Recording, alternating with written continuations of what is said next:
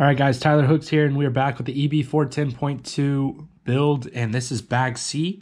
So Bag C has our steering rack and our front bulkhead design.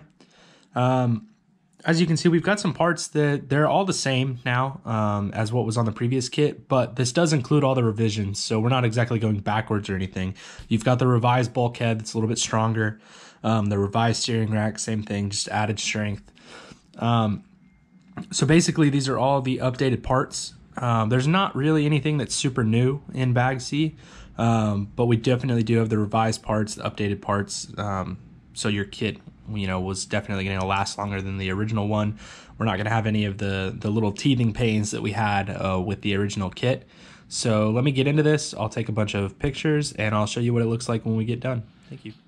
All right, guys, so Bag C is now complete, and I found out that I spoke too soon. The steering rack was actually further revised from the revised steering rack that was released for the original EB410. So this steering rack has a couple of different changes to it. As you can see here, the screws are actually on the top of the rack arms instead of the nuts that go all the way through. The nuts are now on the bottom.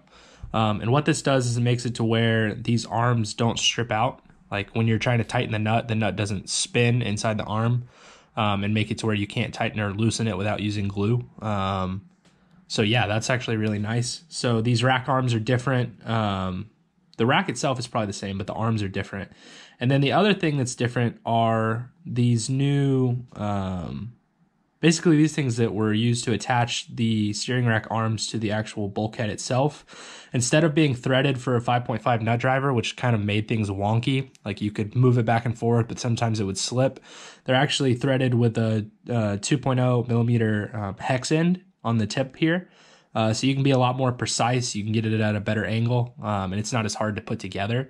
So there are a couple of subtle differences to this kit, even from the revised parts that came out for the original EB410, that should make it easier to put together, but also to work on in the future.